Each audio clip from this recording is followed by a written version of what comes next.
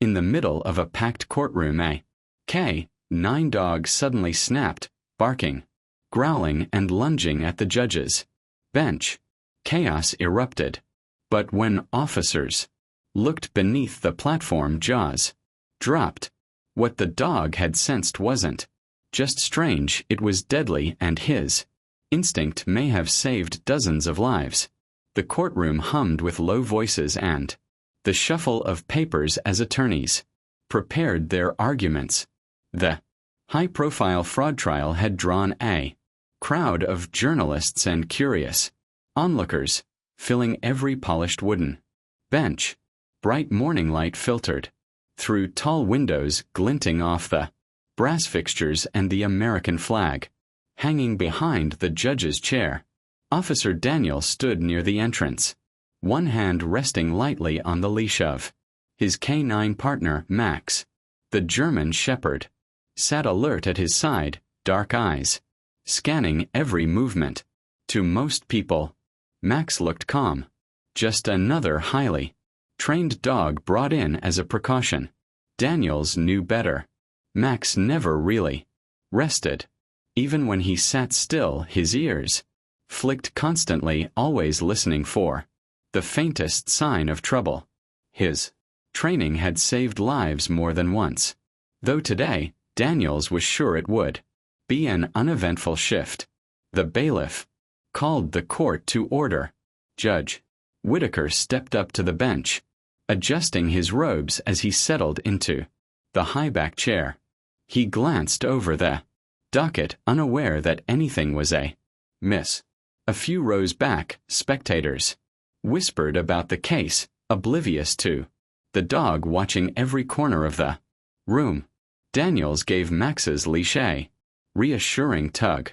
"Easy, boy," he murmured. "Just another day." At that moment, Max lifted his head and drew in a slow, deliberate breath, nostrils flaring. Daniels frowned. He'd seen that look before, but he couldn't imagine what danger could possibly be hidden here. Testimony began with the prosecutor's calm, measured voice echoing through the chamber. Papers rustled as jurors followed along, pens scratching notes in the margins. From his place near the door, Officer Daniels tried to focus on the witness stand, but something tugged at the edge of his awareness. Max had stopped scanning the room. He stood perfectly still, head lifted, ears rigid. A low vibration of tension traveled down the leash into Daniel's palm. "Easy," Daniels whispered. Again, though his own voice sounded less certain this time. Max sniffed once, twice, and let out a soft, anxious whine. His muscles bunched under his glossy coat, ready to move. Daniel shifted his weight, trying to see what the dog had caught. Across the aisle, a few spectators began to notice. They leaned away, exchanging worried looks. Max had never sounded like this over nothing. Judge Whitaker paused mid-sentence, glancing up from his notes. "Is there a problem?" he asked, voice touched with annoyance. Daniels cleared his throat. "Not sure yet, Your Honor." But before he could say anything else, Max barked sharp and loud. The sound bounced off the paneled walls, freezing every person in the room. It wasn't an aggressive bark. It was an alert, a warning. Daniels felt his pulse hammer in his neck. He tightened his grip on the leash, his heart sinking as he realized Max wasn't going to settle down this time. The courtroom erupted into murmurs and shifting seats as Max lunged forward, his powerful body straining against the leash. "Officer." Daniels braced himself, feet sliding on the polished floor as he tried to hold the dog back. "Max, heel," he ordered. But the command had no effect. Max's bark boomed through the chamber, echoing off the high ceiling. Papers fluttered to the ground as the jurors flinched. The bailiff stepped forward, hand raised in caution.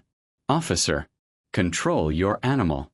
Judge Whitaker snapped, his gavel banging down with a sharp crack that only seemed to make Max more frantic. Daniels tried to pivot, but Max surged again, dragging him toward the bench. His nails scrabbled against the floor as he shoved his nose into the dark space beneath the judge's platform, barking with raw desperation. Spectators rose from their seats, a few stumbling toward the exit. A woman clutched her handbag to her chest, her face drained of color. Everyone remain seated. The bailiff shouted, though his own voice wavered. Max's entire body quivered with urgency. He scratched at the wooden paneling, his claws gouging shallow grooves into the polished surface.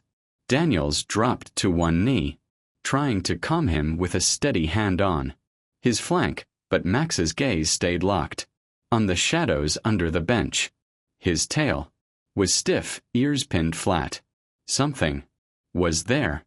Daniels looked up, meeting the judge's bewildered stare. "Sir," he said, voice strained, "I think you should step back." Whitaker hesitated, confusion wearing with indignation. Then, seeing the unrelenting focus in Max's eyes, he slowly rose, backing away from the bench. The courtroom fell silent, the only sound Max's ragged breathing, and the low, throaty growl rising in his chest. Daniels swallowed hard as he followed Max's line of sight. The dog's nose was pressed so tightly against the dark gap under the judge's bench that his breath fogged the wood. Every instinct in Daniel screamed that this was no ordinary alert. Carefully he reached down and unlatched the small access panel near the base of the platform. The hinges creaked as he pulled it open, revealing a hollow cavity that ran the width of the bench. Max went still, head tilted slightly as he stared into the shadows. Daniels leaned closer, heart hammering in his throat. There, wedged between two support beams, was a small rectangular package wrapped in black electrical tape. A tangle of wires snaked out from one side, leading to a tiny blinking red light. He felt the blood drain from his face. "Bomb," he whispered hoarsely. Gasps rippled through the courtroom like a gust of wind. A juror let out a strangled sob. The judge stood frozen beside the witness stand, his eyes wide in horror. Daniels raised his voice, steady but urgent. "Everyone, evacuate now." People began to move in a rush, shoes scuffing against the floor, chairs scraping back. Max backed away from the cavity, but his gaze never left the device. The bailiff grabbed the judge's arm, guiding him quickly toward the door. Daniels clipped Max's leash to his belt, his hand trembling as he radioed. "The bomb squad. Unit 32 confirmed. Explosive device in courtroom. Immediate response required." The courtroom transformed into chaos as people rushed for the exits. Papers flew from the clerk's desk and drifted across the floor like startled birds. The judge disappeared into the secure hallway behind the bench, flanked by deputies with tense, white-knuckled grips on their sidearms. Daniels held Max close, his hand fisted in the harness as they moved swiftly to clear the last row of spectators. The German shepherd kept glancing back, ears pinned flat, his gaze fixed on the hidden bomb. "Keep moving," Daniels urged, guiding a young paralegal who was frozen in shock. He pressed her gently toward the door, then turned to scan the room one final time, to be sure no one was left behind. Outside, the wind bit at his face as the last of the crowd stumbled down the courthouse steps, wrapped in blankets. handed out by paramedics. Blue and red. Lights flashed across the brick facade, painting everything in frantic color. Within minutes, the bomb squad's armored truck rolled into place. Officers clad in heavy protective gear filed inside, their movements practiced and grim. Daniels crouched beside Max at the edge of the police perimeter, one hand resting on the dog's tense shoulders. Through the open doorway, he saw the lead technician kneel beside the bench and gently lift the device from its hiding place. Even from a distance, Daniels could see the tiny screen on the timer. Only minutes remained. He tightened his hold on Max, whispering, "You did good, boy. You saved them all."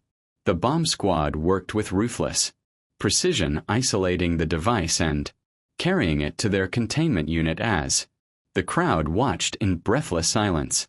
When the all-clear finally crackled over the radio, a collective exhale rose from the line of officers and evacuees. Huddled in the cold, Judge Whitaker stepped forward, his robe flapping in the wind. His face was pale but composed as he approached Officer Daniels and the dog sitting loyally by his side.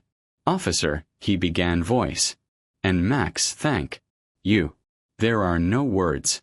Daniels gave a tired nod, resting his palm on Max's broad head. "He wouldn't let it go, sir. He knew before any of us did." The judge crouched down carefully, meeting the dog's steady gaze. For a long moment he simply rested his hand against Max's fur. Reporters snapped photos as the judge straightened, clearing his throat. "I'll be recommending Max for the Medal of Valor," he announced today. "He saved every life in that room." Max didn't understand the words, but when Daniels looked into his amber eyes, he knew the dog felt it. The relief, the pride, the love that only a true partner could inspire.